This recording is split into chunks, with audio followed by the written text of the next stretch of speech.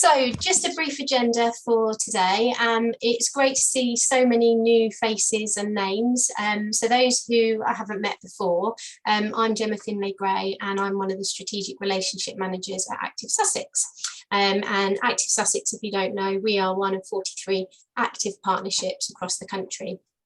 And our focus is on increasing physical activity levels. So I'll be facilitating the proceedings today, and I'm also supported by my colleagues Carrie and Nick, who will be keeping an eye on the chat box, as I said. So we'll do a bit of an overview. We'll look at the purpose and the insight of today's forum. We're then going to hear from some fabulous ladies going to talk about their journey, their story with physical activity. And then we're going to highlight some of the resources, campaigns, opportunities that are available. And then there's a great chance for you to all meet each other, discuss what you're doing and share and start that conversation, which you can hopefully pick up outside of this forum. And then we'll wrap up and aim to close at 2 o'clock. If we are running ahead of schedule, we might try and have a quick break, but it's quite a packed agenda, so I'm not sure we'll get time. So hopefully you've got a cup of tea and a drink ready. So for those who don't know, the This Girl Can campaign started in 2015, and we supported it along with bringing an initial ambassador on board, Tess, from then. However, we didn't have a network as such of bringing partners together around this common theme around women and girls engagement. So we started that actually this year, and we launched the network at our Active Sussex networking event in February. And really we've done this as a mechanism to try and inspire more women and girls to move more and break down the barriers that prevent so many of them from being physically active. And through this, we're hoping that individuals and organisations like yourself join the network and also shout about the amazing opportunities that are available. And as part of this, we recruited another ambassador, Zoe, who's also with us today. And then we've got 20 plus champions that have also come on board to tell their lived experience. Which is for us really important that we hear from women, you know, what are their interests, you know, what are their personal incentives and why do they exercise and how do they fit it into their lives. So we hopefully can inspire other women that are like them and also use it as a tool to advocate and influence other partners. So over the next hour and a half, the forum is going to focus on health and wellbeing because that's an area which was raised by the network of looking at, and specifically long-term conditions and mental health problems. We're going to have a look at the key benefits, like I said, listen to some of our champions and ambassadors, highlight some of the opportunities, and then give you that space to share best practice and network. And like I said, any questions, just put them in the post in the chat box. So the facts and figures. 42% of women and girls are classed as not being active enough for good health. And 1 in 4 compared to 1 in 5 men are classed as being inactive. And approximately 15 million people with a long-term health condition, and we know that 45% are females compared to 40% of males, have at least one long-standing condition, and many of these actually wish to be more active. And when we talk about long-term conditions or chronic diseases, these, for example, are conditions like diabetes, chronic obstructive pulmonary disease, arthritis, hypertension, etc. And those long-term conditions, there are currently no cure, but they can be managed with drugs or other treatment. And I'm sorry to bring up COVID because I think we're probably all over talking about COVID. But I'm also more sorry to say that for us ladies, unfortunately, we're twice as likely as men to have COVID symptoms that last longer than a month. And that's likely to be an effect of the differences between our immune systems. And also working age women who are hospitalised from it are 5 times as likely to develop long COVID as men in the same age group. Finally, in England, around 1 in 5 women compared to 1 in 8 men has a common mental health problem. And from a 2016 study, it showed that there was a steady increase in the number of women experiencing mental health difficulties, with young women particularly at risk. So this is obviously quite a worrying statistic already, with more women, but also the fact that it's increasing. And we know from COVID there has been an increase in mental health conditions and challenges due to COVID as well. So let's skip on and find a little bit more around long-term conditions and mental health, and the links and benefits with physical activity. So becoming more active is good for our mental and physical health, which I'm sure many of you know, and it also reduces our risk of developing a number of health conditions, as well as helping to manage living with one. An American report summarised physical activity and health, highlighting that it can actually help prevent and manage over 20 common conditions and diseases. And the degree of protection that physical activity gives is greater for all conditions than what we'd consider to be good for drugs. It's about 20% relative risk reduction on average. So it's quite significant, and it shows how important physical activity is in supporting people with a long-term condition. So yeah, it's good or better than treatment for drugs for many, and as stated by the Chief Medical Officer, they said if physical activity were a drug, we would refer it as a miracle cure. So it's great that the Chief Medical Officers are stating that message. However, we still need to do much more of getting that message out wider. So the bar chart you can see here is actually from a piece of insight work that was commissioned by the Richmond Group of Charities. So if you don't know about the Richmond Group, they're a consortium of lots of different charities that support people with various long-term conditions.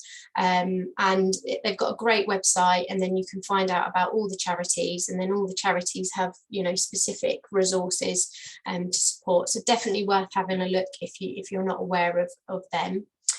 So they used an interview and a focus group research project, talking to people with long-term conditions, and that gathered lots of useful messages about what it feels like for them, what helps and what hinders, especially around physical activity. And a lot of those people said that they weren't happy with their level of activity and would like to become more active. And this actually includes some of the most incapacitated by their conditions. So moving on from those conversations that I had with the people with long-term conditions, this chart highlights the most frequently reported barriers to activity. So you can see kind of pain, feeling tired, so fatigue, breathlessness were consistent, were some of the top ones, and actually consistent across the literature as most commonly cited barriers. However, these commonly identified benefits that we say, okay, it's really good to do physical activity, don't then necessarily address those barriers identified, which then consequently means that, when messages claiming to improve symptoms, they're then dismissed by patients. So we need to really think about how we talk and promote when we're talking to people with long-term conditions. And we know particularly that healthcare professionals carry a real level of trust when advising patients, and they play a really important role in reassuring patients, focusing on how activity can directly address those barriers that they might have, which may be the same as this research or maybe other things, and really then focusing on the short-term benefits to that individual right in that moment, but we know will then make a improvement to their overall health and have long-term benefits. So two of our champions that we're going to hear from actually mention their experience of conversations with healthcare professionals and physical activity, and perhaps what needs to be considered in these conversations. And although I mentioned healthcare professionals, there are obviously lots out there that do great work and have great conversations. but there is more within that sector and beyond where we need to think about how those conversations are happening. The other thing to kind of consider is the difference in the perception between when talking about exercise and physical activity. And through the research again, a lot of them felt that when talking about exercise, it kind of put them off, or there was negative connotations, whereas physical activity had more of an association with tasks, you know, like housework and gardening, and made them feel like they could achieve that more. And again, going on that people like me approach, talking about exercise, they didn't necessarily feel like they were a person that could exercise, but they could do some physical activity. The insight also highlighted key attributes for successful and weaker messaging, and kind of how we should talk about, like I said, the messaging, whether that's, you know, having that conversation or in marketing. So thinking about the right tone, encouraging rather than bossy, like you should do this, which I'm sure none of you do, but it can, you know, for some people it might come across like that. So just, yeah, we're not patronizing and we're not making assumptions about individuals and their conditions.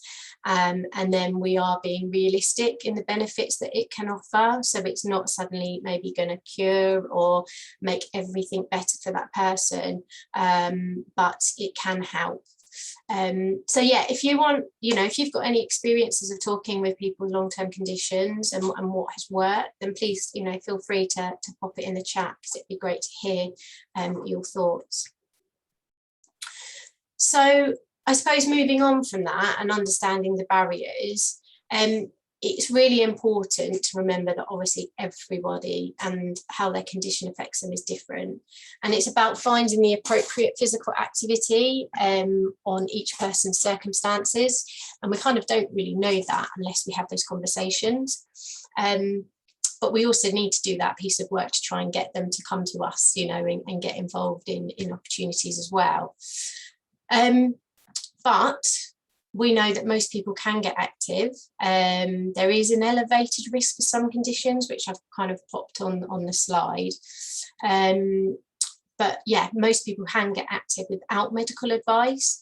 They just need to listen to their body every day and do what feels comfortable, as just small amounts of activity all add up. But, you know, before getting active or increasing your activity levels, you know, we would encourage people to think about where they're currently at with their activity journey, any signs and symptoms of specific conditions, and think about the intensity of the activity. And if individuals have difficulty managing their condition symptoms, that they should, you know, seek medical advice before increasing activity. And the quote there is from Dr. Natasha Jones, who supports the We Are Undefeatable campaign, and obviously reiterates what I just said. It's also worth noting that some people, for instance, with like a musculoskeletal condition, so osteoporosis or fractures, may also benefit from advice on specific appropriate activities depending on their condition and depending on what might have happened. So if they've already had a break or fracture. But for instance, people with osteoporosis should be encouraged to do more rather than less.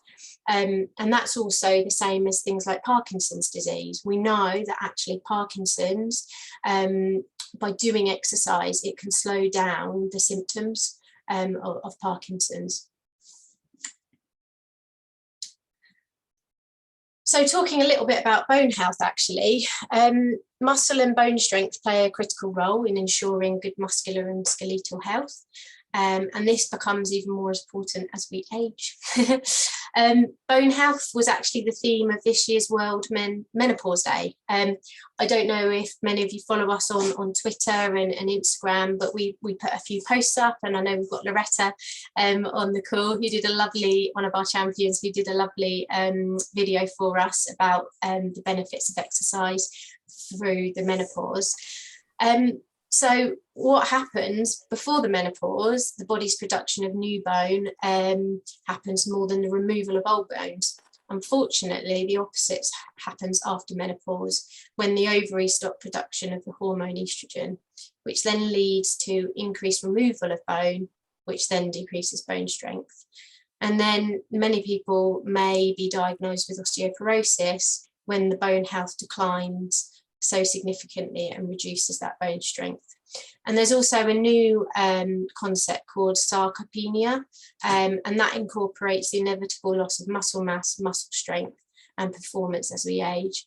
And this hopefully isn't to scare you, especially the ladies on the call, but it's about understanding those, you know, life course, and where we're at and what we can do. So it's encouraged that women include weight-bearing exercise, and that could just be walking for 30 minutes most days of the week, and adding in balance and exercise and strength training when possible, to kind of really support that bone-friendly lifestyle.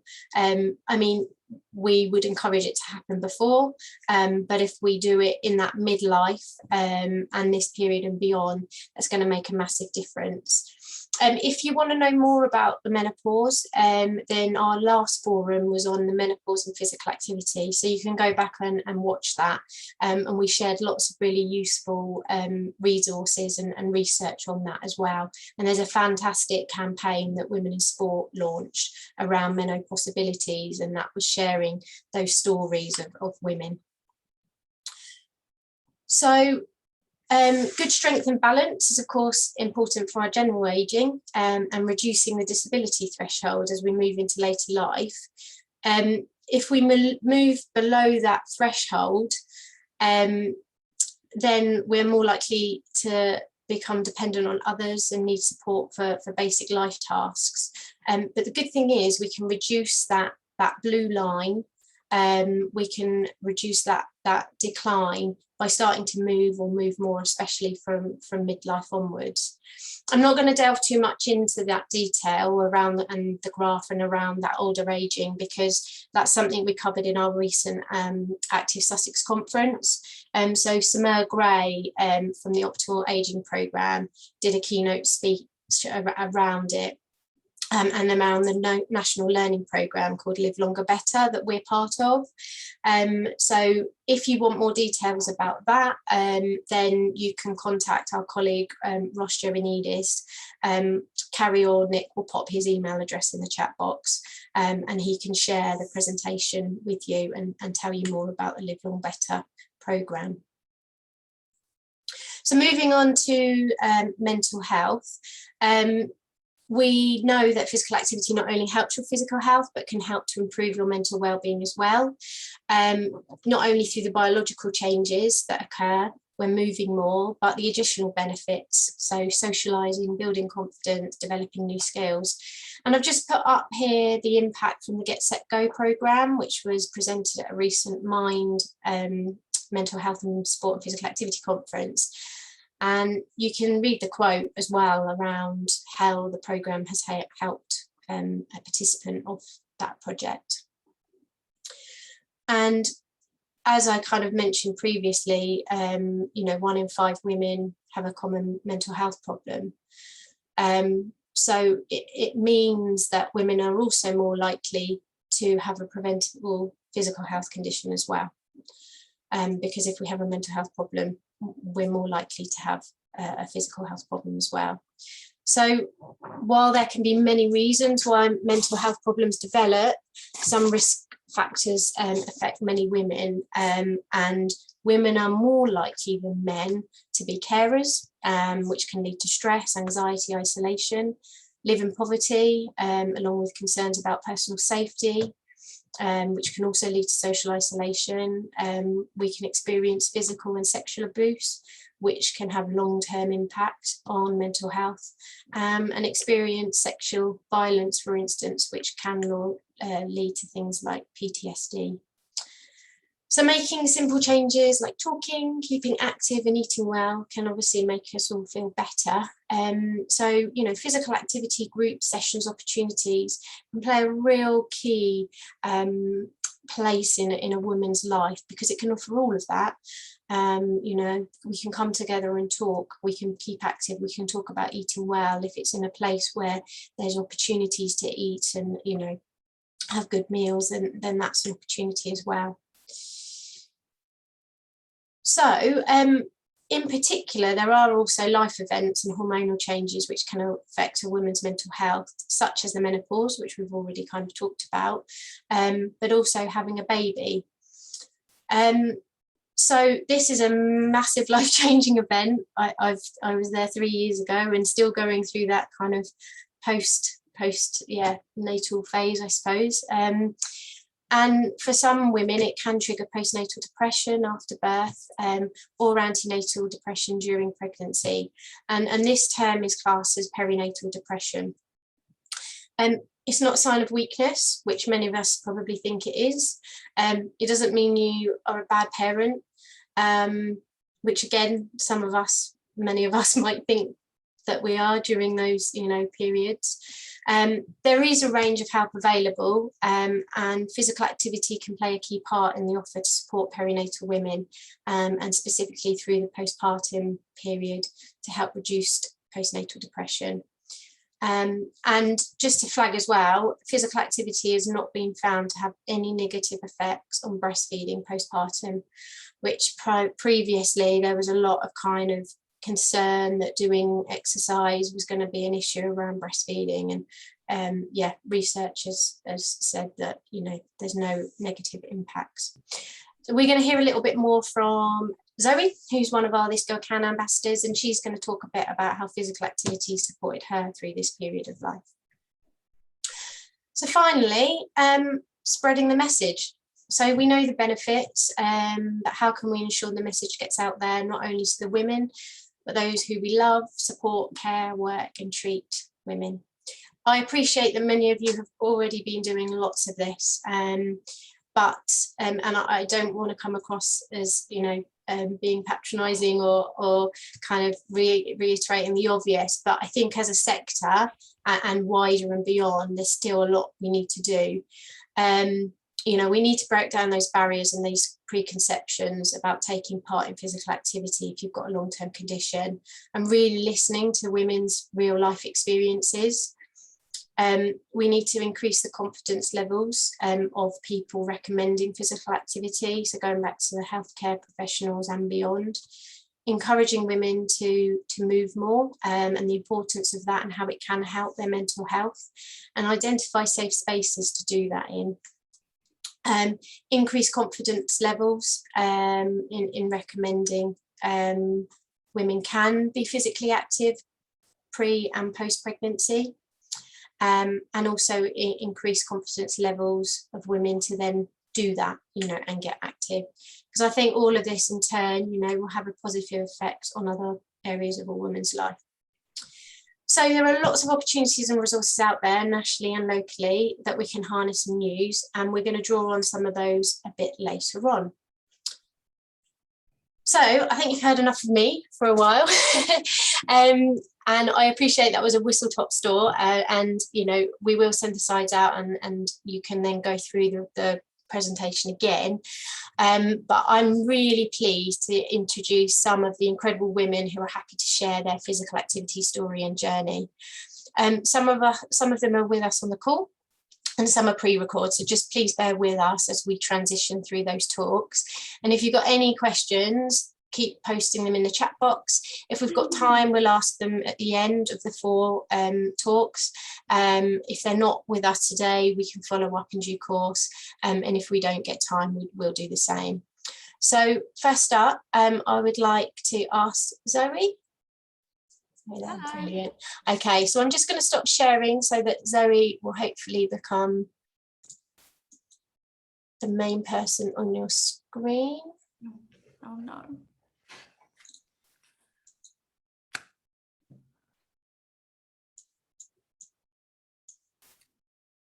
Okay, so I think, Zoe, when you start speaking, if people have got you pinned, then you should hopefully be the main person. So go for it, Zoe. Thank you. Hi, yes, I'm Zoe. I am a mum of 3, and I live in Bexhill in East Sussex, and I am now a fitness instructor and This Girl Can ambassador. So I teach girls from age 11 in the schools and in the community, right up to women that are in their 90s at the moment. I should I just go on with my story? Yeah. So I became a fitness instructor. I was in an accounts position. I had a son, and then I fell pregnant with my daughter. Once she was born, literally instantly, I developed severe anxiety, postnatal anxiety, which is actually a bit different to postnatal depression. I wasn't unhappy. I was just severely worried all the time about my health and my health of my children. It went on for about 2 years. I kept it pretty much hidden. I would drag my children to the doctors regularly, a few times a week, with all sorts of health concerns, and of course was just fobbed off that it was just anxiety. Never ever was physical activity recommended to me as an option to help. I was always offered drugs or counselling, which one, I didn't have time for counselling. I had 2 young children, my husband was working away, and 2, I really didn't want to go on to any antidepressants or beta blockers they were offering. I put on weight, lots of weight, which again made you feel unhappy. And actually watching those slides brought back a memory of another reason why I didn't want to take part in any exercise, was because I was actually really frightened of getting my heart rate up. Because when you have anxiety attacks, the main symptom is a pounding heart in your chest, and you do everything you can to avoid that feeling. So I never wanted to do any exercise, and in fact I actually used to stop my son running or climbing too much because I was worried that his heart wasn't going to take it, which sounds ridiculous now. Anyway, it all became a bit too much. I saw an advert for a fitness class and decided, I am going to go for it. I'm going to trust that they know what they're doing, that it is going to do me some good. I went along, and it sounds really cheesy, but it completely changed my life. I had an hour there where I thought of absolutely nothing else apart from following the instructor at the front of the class. I didn't have to speak to anybody. I didn't have to worry about my children. I didn't have to worry about anything. And I became addicted to that feeling. I started doing more and more classes, and realised that it was actually what I wanted to do with my life. So I gave up my job, and now I teach fitness classes full time. And that's about it.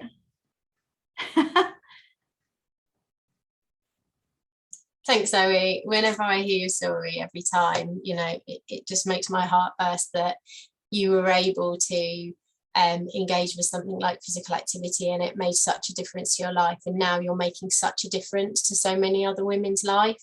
Yeah, it sounds a bit easier when you say it in a story, but it did take a long time. Brilliant. Thanks, Zoe. So now I'm just going to go back to sharing my screen, if you bear with me. And just to say, if there are any questions that are coming through, because I think there might be, we're just going to leave them right until the end of all of the presents. Can you see that?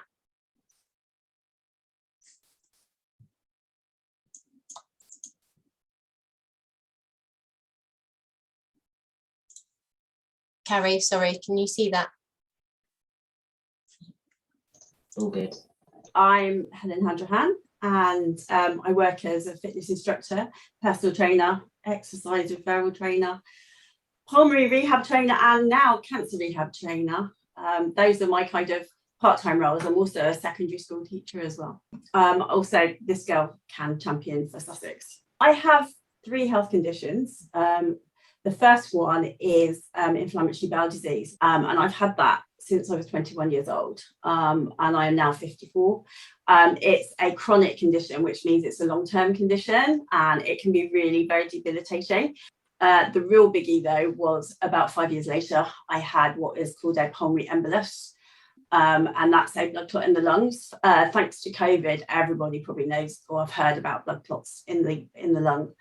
So literally I had a DVT, which is a deep vein thrombosis in my leg, and it got misdiagnosed, and it went to my lungs and my heart, and then it dispersed and went through I think they said Lily, every major organ in my body. I was 27 years old, life-changing.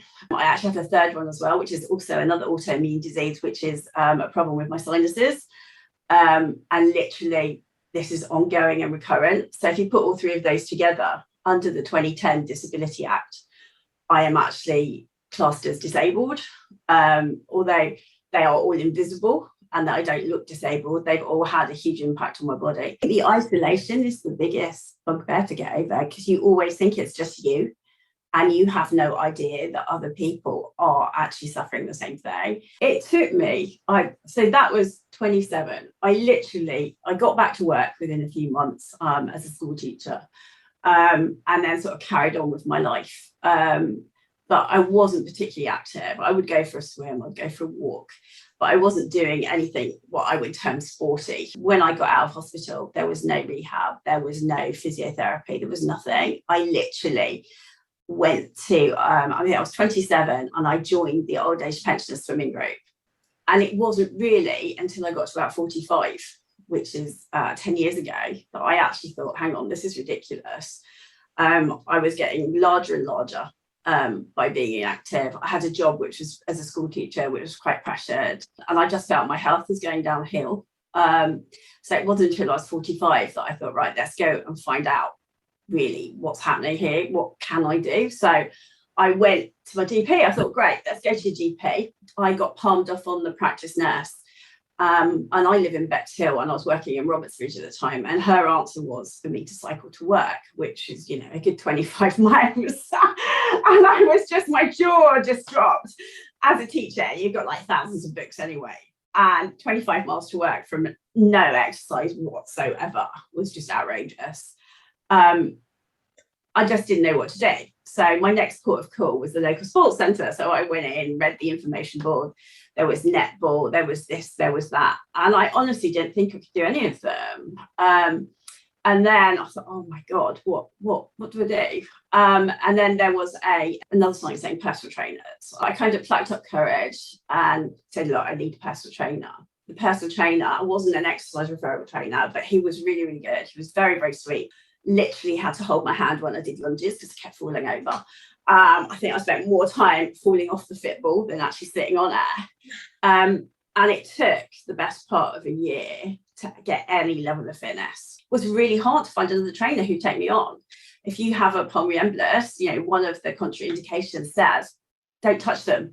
And I was like, it was years ago, I'm stable, I'm fine. I just want to get fit. I just want to lose weight. And it was a huge, huge battle. And that's kind of how I've ended up doing this, because I got to the stage where I could find nobody who would actually take me forwards and actually help me progress. So literally I thought, well, if no one's willing to do it, I'm going to sign up myself. I'm going to go and become a fitness instructor. I want to know why nobody will train me. And it just changed my life, completely changed my life.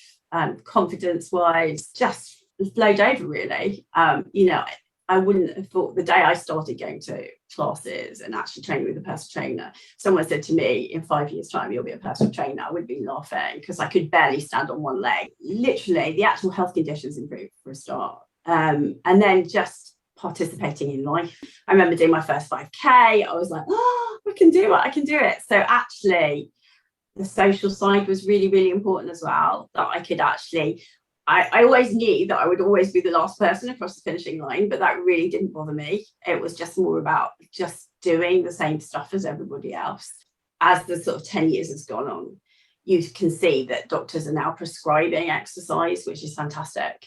You know, it is such an amazing, you know, it's underutilized. It's the most, I think someone said it's most the underutilized drug there is to actually make you healthy. I did nothing for such a long time. But it wasn't too late. You know, 45 is not too late to start. And I really believe that. And, you know, the improvement, it was really good when I went for my health check at the GPs, and I was like, I sort of did my blood pressure, did this, did that. And she was like, oh, wish everybody was like you. I was like, oh, yes. And I thought, fantastic, you know, and it didn't take that long to get the health benefits. The physical benefits, the actual sporty kind of benefits, the strength, and the conditioning and the fitness, the cardio all came later, but the health benefits came quite quickly and quite early, and that was really, really good. I just feel so strongly that, you know, we should be doing everything we possibly can just to make it accessible for everybody. And, you know, and it's great to have specialist population exercise classes, but it's also really good to integrate people as well. I just think that's what we should be doing. I'm Helen Handrahan. So that was Helen, one of our champions. And up next, I would like to ask Amy Turner. I'm just going to stop sharing again so that hopefully it comes up on people's screens. Hi, Amy. Hi. Hi. Over to you. So I'm a complementary therapist. So I do like massage and reflexology and aromatherapy. I'm a carer, and I've got my own website blog called thegoodhealthgirls.co.uk. So I've always been really interested in health and well-being. But I've also found that it's helped me in my personal life to exercise. So I've had quite bad anxiety, I'd say. So I spoke to a guy from the organisation Health in Mind, and he said I had generalised anxiety disorder. So exercise helps me kind of manage my anxiety. So I often feel quite anxious about a wide range of different issues rather than just one issue. And I feel anxious like most days about something. And as soon as one anxiety resolves itself, another one appears. So yeah, like I said, exercise has kind of helped me manage it much better. Like if I don't exercise, then I feel much worse. It's much worse. So I've always exercised like my family. It was like being in the army a bit when I was growing up. So I was always going on bike rides and cycle rides. But then when I got a bit older, I stopped. And I did feel like worse, like my mental health was not as good. And I was like, this isn't good. So I ended up joining the gym. And I started doing like more walking and yoga and bike rides and going in the sea swimming, and it made such a difference. And I also like going outside, like trekking in the countryside, and yeah, it's great fun. We've got a map because it's like, you know, it's kind of an adventure, and we try not to get lost. So it's really good for like my independence and feeling in control and more confident, and for my self-esteem. So, and I've also been writing blogs, which is really good fun. It's like a creative outlet. So I write about my hiking and biking adventures, which is good fun. And I also want to inspire like other women to get out, not feel afraid to go out into the countryside and on their bike. So exercising, like I said, it keeps me busy, so it stops any intrusive thoughts I might have, and it reduces my stress in my day-to-day life. Like especially at work, I can get quite stressed about things, so it helps with that, and it makes me feel happy and upbeat. And I find it really good. It's really good when it's a fun way for me to engage with my friends, rather than drinking, which makes me feel much worse. Exercise the next day, I feel great after doing exercise, and it helps my self-esteem, and it stops me like falling into a depression, definitely. So like I would say from my experience that if you don't feel confident about exercising outside, you should find a friend or somebody you can go with who can find somebody who can go with, so you can go for a bike ride or walk with them and like try different activities and find one that suits you.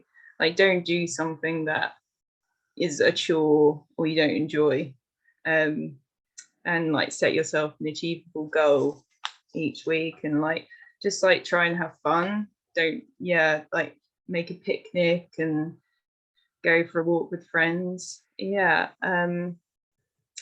And I know like many people are struggling with mental health, I think at the moment, probably because of the pandemic, and you've got the whole thing of financial issues, stress, and the whole isolation, feeling isolated. So it definitely gives you a sense of control in your day-to-day lives, even when everything else is like spiraling into chaos around you.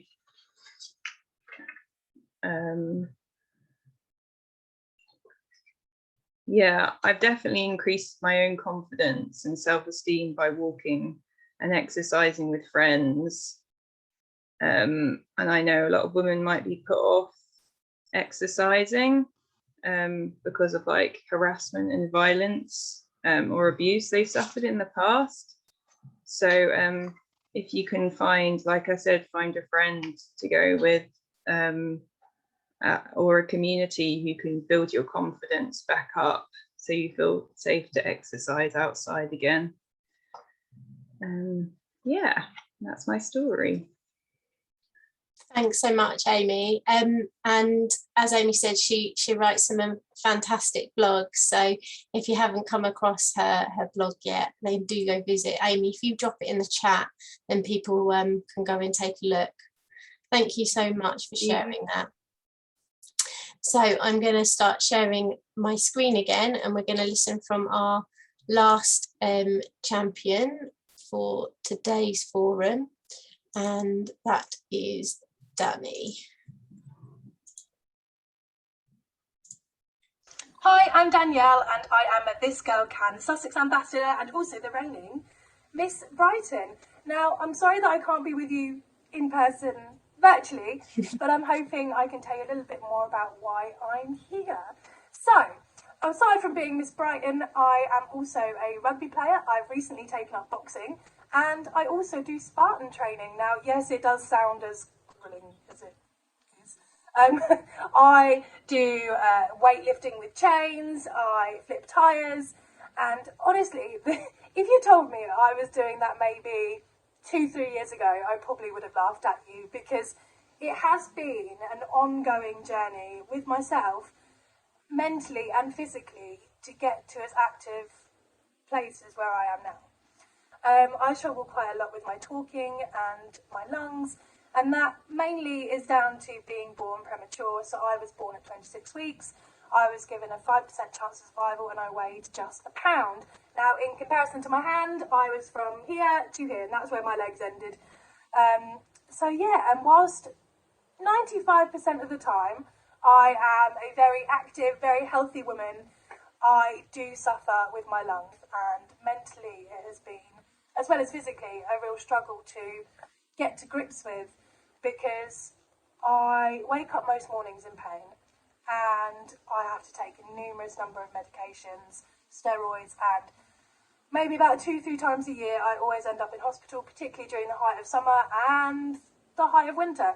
I think to that time when, before I was active, and it's a really dark time to think of actually, because I would honestly just cry, because I really struggled to climb the stairs, really struggled to talk, and it was infuriating. But then one day, and this was maybe, it was when I was in university, I decided that I wanted to change. I wanted to try a sport. So that's when I joined rugby. Now, I was advised by doctors, and they said to me, with your lungs, should you really be playing rugby, a very physical game? And I said, yeah, but why not? I've always been a fan of it. I've always loved it. And I want to try something new. I want to make friends. And admittedly, I joined, for all those rugby players or rugby fans out there, I joined rugby, and I went to my first training session, and I thought, oh my God, this isn't for me. What the hell have I signed myself up for?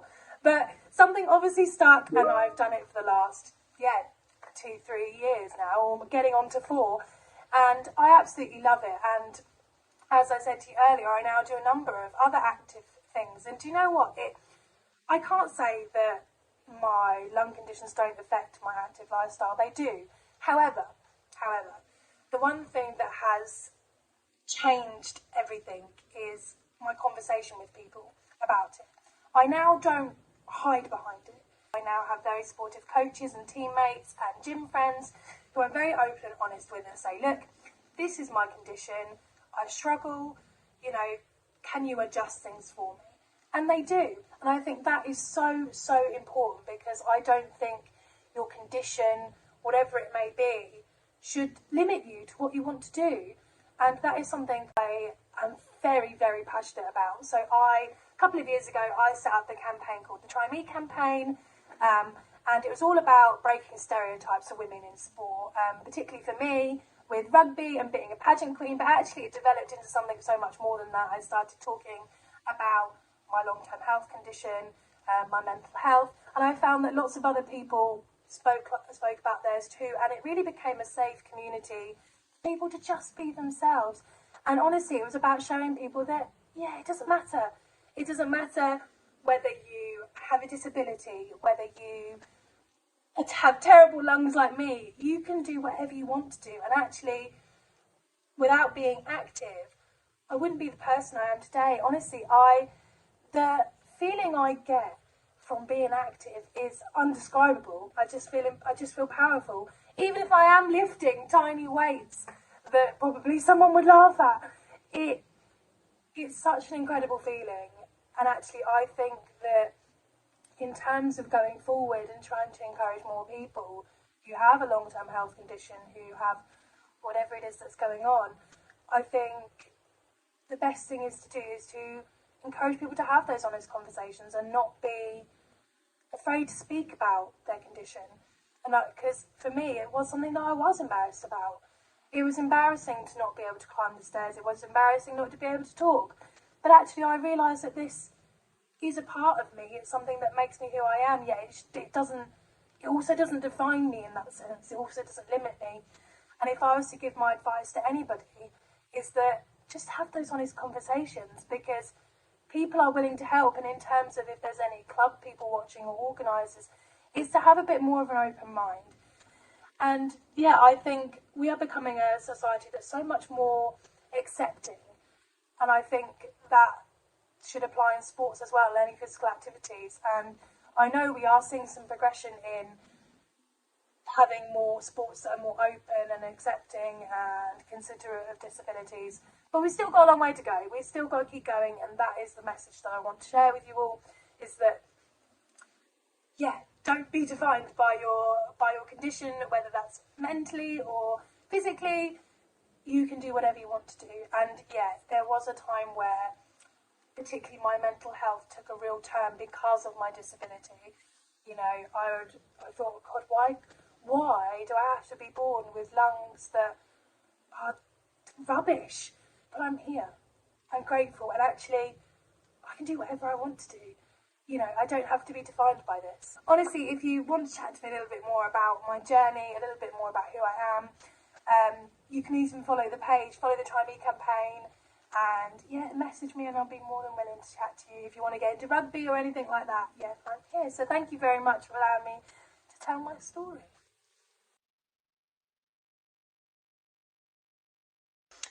Hi, I'm Danielle, and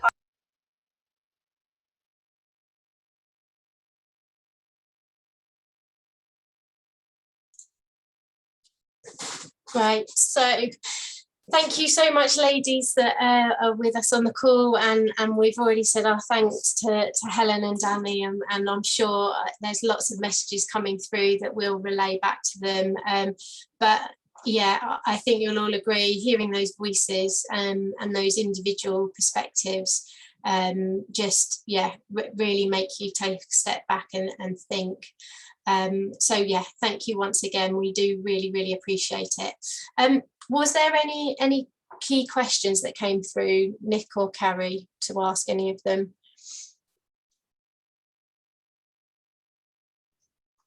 I don't think so. Mostly just really lovely comments saying how amazing and inspiring, and thank you basically for sharing your experiences. Yeah, if anyone's got any other questions, obviously keep them coming. Yeah, fantastic. Okay, so we're going to now move on and talk a little bit about the range of resources, campaigns and opportunities that are out there. Just to give you an idea, I won't dwell on things too much because we'll send this out, and there's lots of links so that you can link through and find those and have a read of those resources. But yeah, there's lots that we can use, and that's to increase our knowledge, increase other people's knowledge, raise that awareness, and then practical tips and tools that are available to support women. So this is just to kind of really just highlight how physical activity is supported through policy and strategy, both at a national and local level. And if you're not aware, Sport England published their new 10-year strategy recently called Uniting the Movement. If you haven't read that, I'd definitely take a look. And it highlights kind of the 5 big issues that they want to address, which we as an active partnership will be kind of focusing on. But it is really useful to kind of see where those barriers have been identified and what they're planning to do.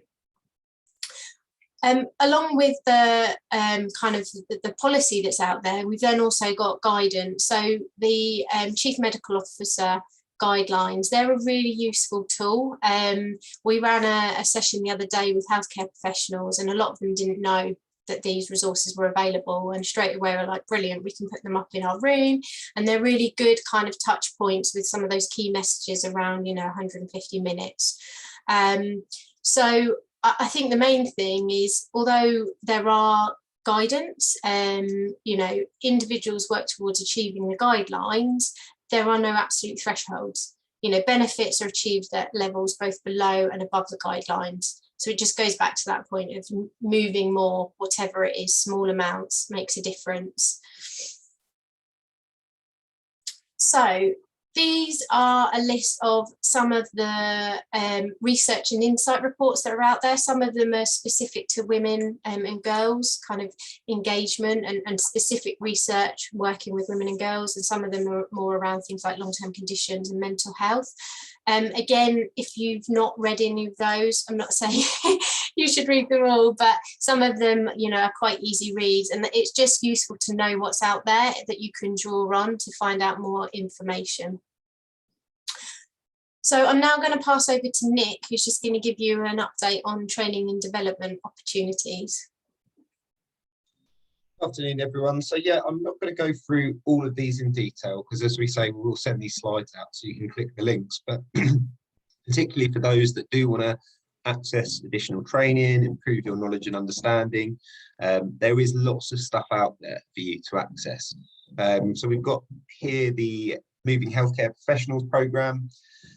So there's lots of resources and e-learning around working with those with long-term health conditions and advising on physical activity. Below there, you've got, particularly, this is sort of targeted towards your coaches and activity leads and so on, but it's mental health awareness for sport and physical activity plus. This is an online course that can be done in your own time. You don't have to do it all at once. You can do 10-15 minutes at a time if you want, and then go back to it. And it's only £12, and I've done that course myself, and it is a good way of raising the awareness of how to spot some of those signs within your sessions. Then we've got some other bits of mental health first aid. They've got loads of stuff, not just the full mental health first aid course, but mental health aware course, which are a little bit shorter. And again, speaking as someone who's gone through that course, is not directly linked to physical activity, but it really gives you a deeper understanding of some of those mental health conditions and how to spot those symptoms within your sessions. We've got down there, we've got Live Longer Better and the Parkinson's UK training. So we've partnered up with those and delivered a course last month to healthcare professionals who are working with participants with Parkinson's and how physical activity can help improve their condition. And the Live Longer Better stuff. So we have signed up to this campaign. It's a national campaign and community of practice and learning. And as part of that, we have got some videos, and they're really good, short clips that you can purchase if you wanted to access those. So please contact our colleague Ross if you would like to access that, or you just want to get a little bit more information about that programme. It really is about transforming that way we talk about getting older and how physical activity can support that aging process and ultimately help us all live longer and better. And then just down at the bottom there are some e-learning modules and resources. Now, if you do want to have a chat about this, I'm happy to pick this up separately with you. So feel free to get in contact with myself, and I'm happy to talk about some of the courses that I'm aware of. We haven't listed everything on there. For example, street games, engaging women and girls. There are different courses out there that we can advise you on. So please do get in touch if you need to. If there are any urgent questions, just put them in the box and in the chat box, and I'll answer. But if not, I'll move on to the next slide. Thanks, Nick. Over to you, Carrie. Oh, you're on mute. Sorry. Thanks, Gemma.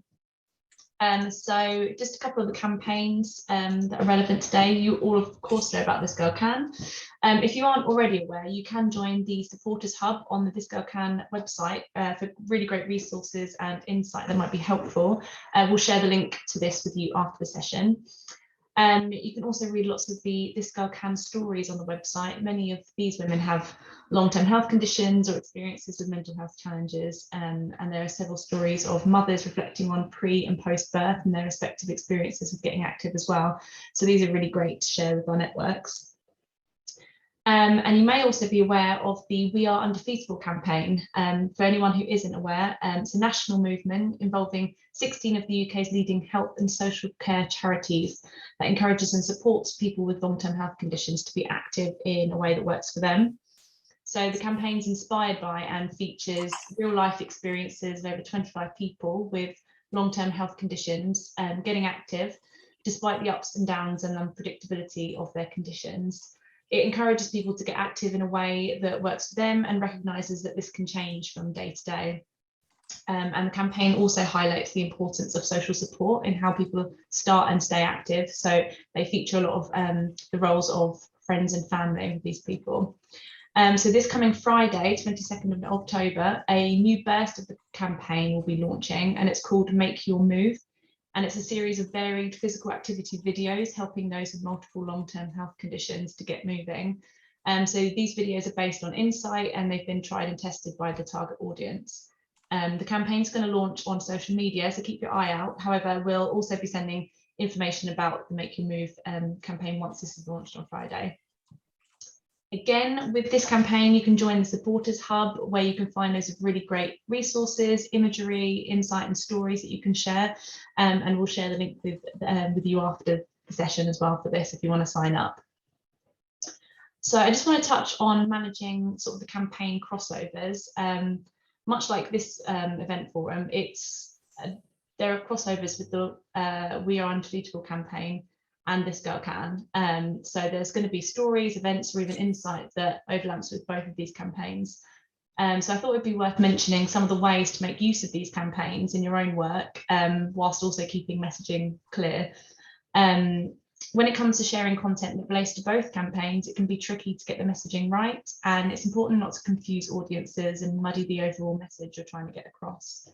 So whilst there are overlaps, they are still two distinct campaigns with quite different audiences. So just a couple of top tips. If you're putting out posts on social media, try and stick to one message per post to avoid confusing the two campaigns and audiences. You could utilise the same piece of content, whether that be a video, a blog, or a quote, for example. You could use these in two separate posts, so leaning into the This Girl Can campaign in one post, and then focusing on the We Are Undefeatable campaign in the second post. And then obviously tagging the respective campaigns, handles, and hashtags in the posts that you do, so you can really benefit from utilising those two different audiences to share your content with. If you've got any questions at all about the campaigns or using this messaging in your own areas of work, please don't hesitate to get in touch with me.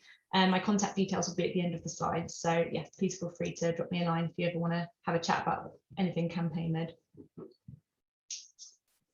Brilliant. Thanks, Carrie. That's really useful. So just moving on to kind of activity, initiatives, programs and services. I'm sure some of you know, many of you will know, there's a whole range of physical activity initiatives out there taking place across the country, and then right down to specific localised opportunities for different groups of our community. On this slide, I've just highlighted some of the national and county-based services, such as Blaze Trails, which you might or might not heard of. So for instance, that's a community of parents who empower each other to get outdoors and go walking with their babies, and actually was founded by one of the ladies who's part of the This Girl Can national campaign.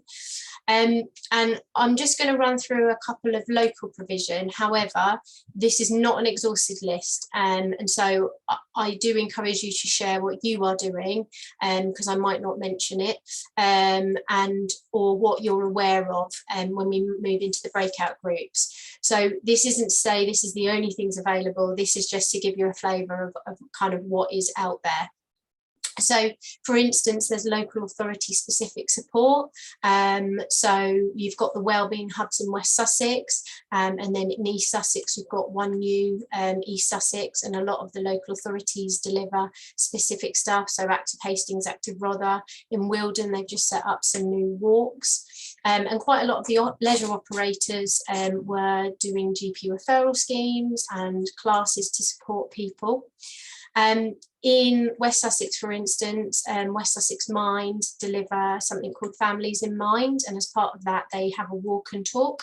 So it's a space, a non-judgmental space for parents to come together and talk but walk at the same time, so building up their physical activity.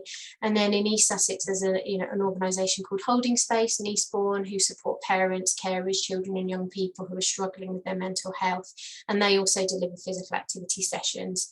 There's a range of classes for mums, pre and post, with or without kids, such as the Sussex Community Foundation run buggy walks from Denton Island. In Brighton, you've got the likes of Mumbop and Uber Mummies who run classes. Over in Worthing, you've got Strong Mother, and then there's things like Adore Your Pelvic Floor, which I know Zoe runs, and there are a couple other Adore Your Pelvic Floor instructors. Organisations like the Brighton Yoga Foundation run face-to-face classes and are still running online classes, and they have some specific women's classes for women that have been through trauma or domestic violence, for instance. And then there's health-specific GP referral services and organisations that help people with specific long-term conditions like Worthing Wellbeing Centre, Unique, Wellbeing, Happy Body, 2020 Health. And then there are some specific long-term condition charities like Parkinson's UK who have their hubs, and within those hubs they run specific classes, but also signpost out to other opportunities. You've got Cancer United, who are based in West Sussex, have got their own gym, but also deliver to people. They're a charity supporting people across the country. And then we've also got Albion Community, who run the Brighter Outlook programme. So I'm just going to allow Rosie from Albion to give you a little bit of an overview, and then we're just going to play a short video before we go into breakout groups. Thanks, Gemma. So some of you might have heard of the Brighter Outlook programme and also the Speak Up Against Cancer programme. So I'm just going to quickly kind of give you an overview. First of all, the Speak Up Against Cancer, which is a campaign programme that we run to raise awareness of the signs and symptoms of cancer, and to kind of help address some of the inequalities. So this month is actually Black History Month, and it's also Breast Cancer Awareness Month. So I'm just going to quickly give some facts about kind of some of the inequalities that exist in women and cancer. So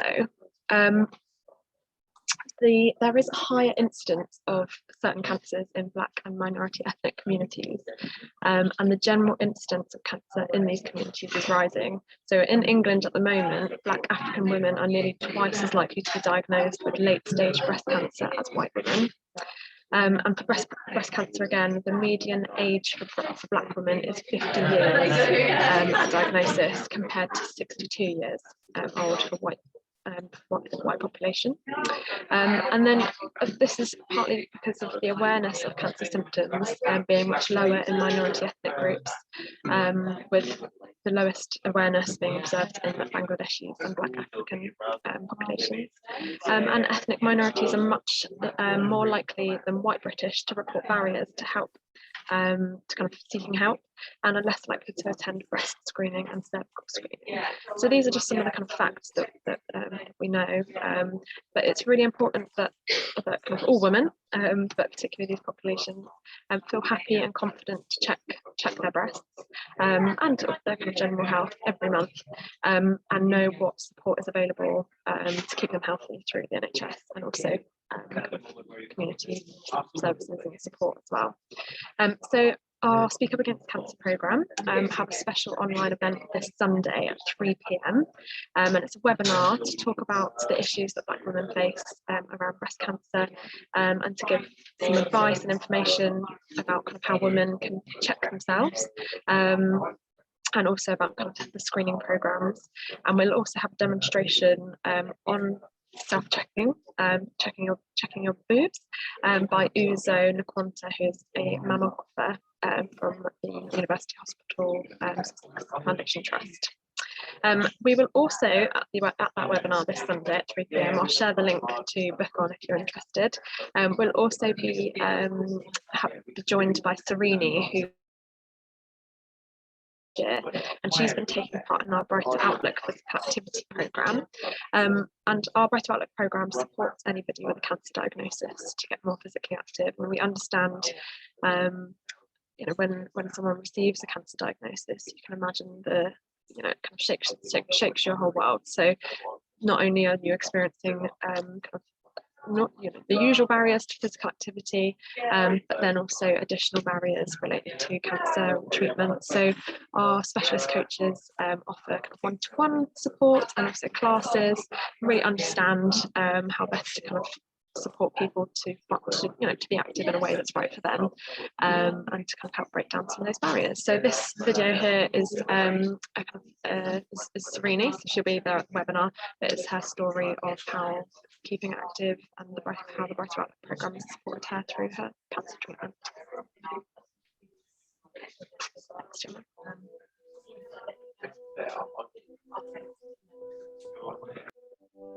My name is Sereni. I'm 55 years old.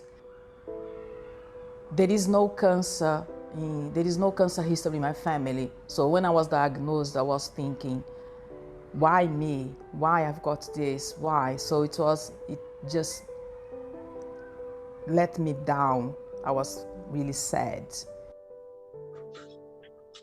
To start, I was diagnosed with triple negative breast cancer back in November 2020.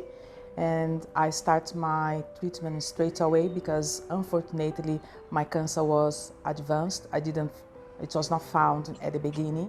After the chemo finished, I had the operation. I had mastectomy end of March. When I was recovering, I went to the breast clinic. I asked the physiotherapy whether I would have a place where I could have some massage or I could have some therapy.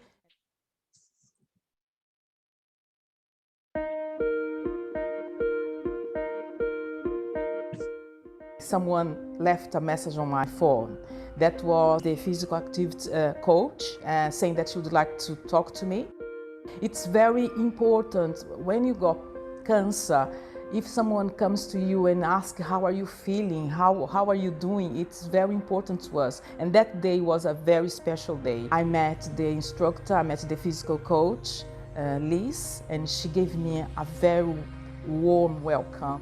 Serene, when she came for the first week, she was very keen to join a group but didn't know really what she'd let herself in for. Week 2, so keen to come back, it felt really good after the session, felt energized, felt, you know what, this is going to be an amazing 10-week course.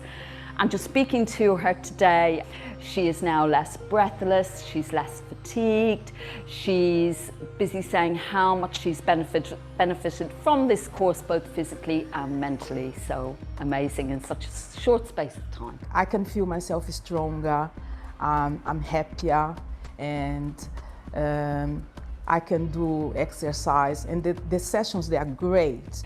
The Brighter Outlook programme is a programme run by Albion in the community, and we support anybody with a cancer diagnosis to get more active and improve their health before treatment, during treatment and also beyond treatment. Serini is a fantastic example of somebody that has benefited from the Brighter Outlook programme through the one-to-one support to help her build her confidence, and then coming along to the face-to-face sessions and seeing her improve strength, fitness, well-being. Yeah, it's brilliant. It's very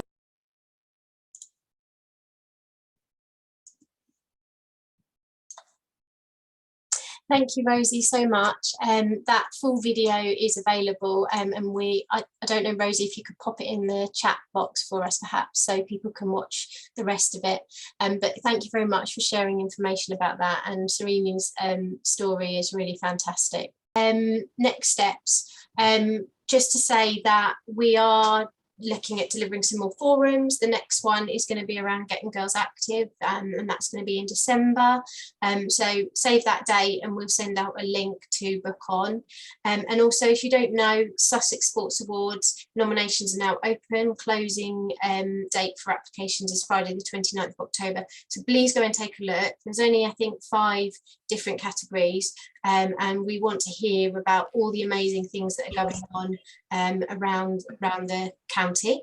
And also, excitingly, we've got a new website being launched. Woohoo! So you'll hopefully see that kind of soon. So just want to say a big thank you. Thank you so much for joining today. I hope you've enjoyed listening to all the amazing stories from the women, and some of the information that we've shared has been really helpful. Like we said, we'll send out the slides with all the links to the resources, and do send anything through that you may wish for us to share onwards. But yeah, thank you, and I hope to see you at a future event. And yeah, thanks. Thank you. Well done, Jen. Thank you. Thank you very much.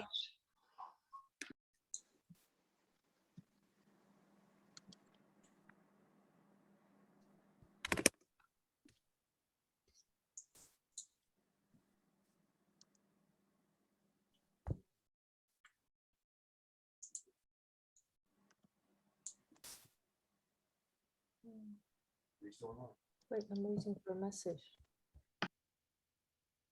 Carrie, could you stop recording, please?